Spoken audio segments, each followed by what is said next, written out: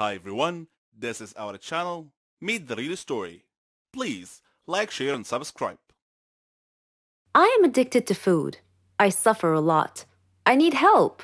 I've tried to give up, but I fail every time. Hamburgers. Who can give up eating hamburgers, especially with barbecue sauce? I didn't mind this kind of addiction, but I'm getting ahead of myself.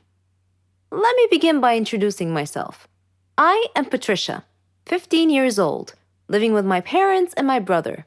I lead a quiet life. No interests, no hobbies, except for eating, that is. Food is my faithful friend. It never leaves me. It is my partner, my soulmate. But having food as your soulmate has insidious side effects. A dark side, if you will. It denies me a healthy life, robs me of the energy to play, and causes me to sleep excessively. I would much rather stay at home with a bag of potato chips than go out and exercise. My soulmate ultimately betrayed me, though, last Thanksgiving at my granny's home. She lives in a state nearby. Granny was a clever doctor and an excellent cook at that. She could conjure up something really delicious. On that day, she had prepared barbecue turkey with nuts and other secret recipe ingredients. The taste was so great, as if it had descended from heaven itself. I felt like I was fighting a food war, and I had to win at all costs. I ate and ate and ate. I don't know why, but I just couldn't control myself. I attacked that turkey like it was the last on the planet. But every culinary war with a worthy adversary, such as the barbecued turkey, has its own unique type of casualties. Suddenly, I found myself unable to breathe. I fell to my knees and passed out. The turkey had won.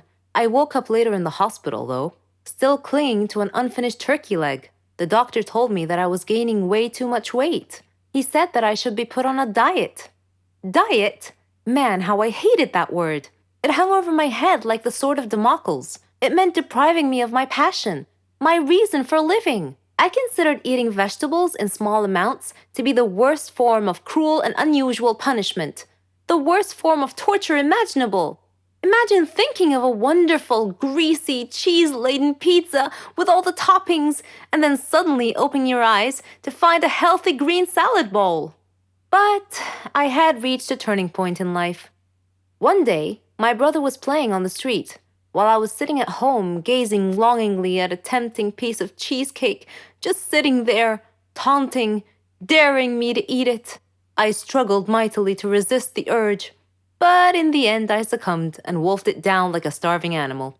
Shortly afterwards, I began feeling dizzy, but I was unable to call for help this time, and then I passed out again. I was taken to the hospital.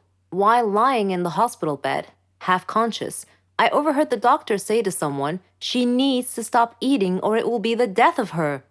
I thought to myself, whoa, death? So I made up my mind right then, right there. I resolved to fight a new war, a war against my appetite.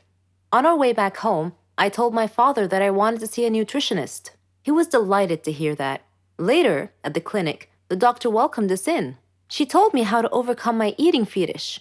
She gave me a strict diet regimen with a schedule full of healthy meals. I kept telling myself that winning this war was possible. I simply had to be patient and persevere. I stuck to the strict diet and did some physical workouts. My parents supported me wholeheartedly. I was enthusiastic. I can totally do this. A week passed quickly, and I eagerly visited the doctor to receive some good news. When the doctor weighed me and told me that my weight hadn't changed at all, I was crestfallen. She looked at me and asked me, how was this possible? I told her I didn't know, because I was following her diet thoroughly, though it did require a tremendous effort on my part. Another week passed, and again I went to the doctor. The results were the same. She said to me, Patricia, are you sure you're following the diet I prescribed for you? I said yes. She sat there wondering. Then she told me with a puzzled look on her face, it's odd, but your weight is increasing, not decreasing. This unexpected piece of news mystified me. Another week passed. No change. The doctor was nonplussed. I returned home with a dejected look on my face. My father asked me what was wrong. And when I told him, he laughed. Do you believe that? My father actually laughed at my predicament. I was furious. He gestured an apology with his hand and then told me that it was my own fault. I was puzzled. What are you talking about? He told me that I had been sleepwalking to the refrigerator every night and eating everything in sight. I was taken aback. I couldn't believe it. Stop acting like you didn't know it, he said.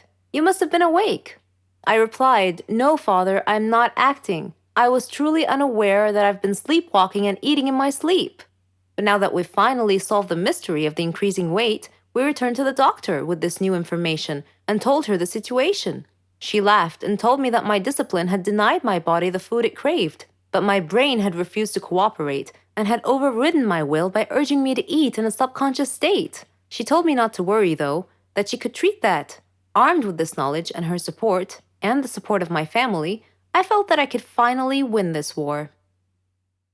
Hello, my name is Brenda, and this is how I embarrassed myself when I was about 14 years old. Before I tell you my story, let me highlight a few points. All teens experience some amount of anxiety at times. It is actually a normal reaction to stress, and sometimes it even helps them deal with overwhelming situations. For many teens, things like public speaking, final exams, or even going out on a date can cause feelings of anxiety. For some teens, however, anxiety can go beyond these typical symptoms to negatively affect friendships, participation in activities, and even their schoolwork. And do not get me started on how being a teenager is made of the devil's blood. Okay, that was an innocent joke, but I do mean it.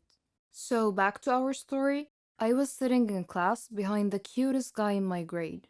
His name was Josh, and I just wanted to ask for his phone number, but I was painfully shy and terribly afraid of being rejected. But it was almost time for the school dance. I wanted to go with him, but there was no way on earth I could have done it face to face.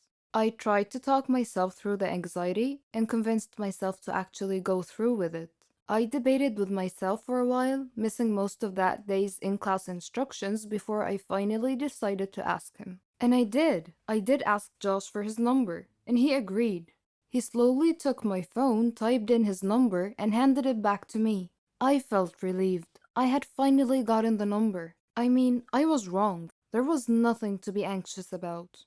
I had made it much worse in my mind than it actually was. It was actually nice to realize I was anxious over nothing, to be over it and have his number. I got home later that day and I was so excited to call or text Josh. But because I'm socially awkward, I decided to try and text him. But the message didn't deliver. I checked the number he gave me and noticed that it included the digits 911, which indicated to me that he had given me a fake number. Maybe he was trying to avoid me. I suddenly became aware of how weird I had acted towards him.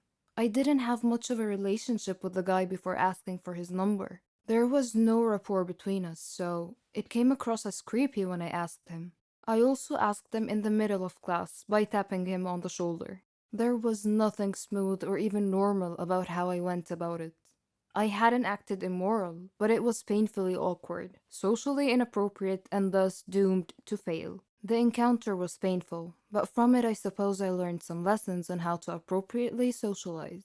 I also learned that it is incredibly easy to miss obvious signs that other people are giving you when you're anxious, because you're so absorbed with yourself that you miss social cues.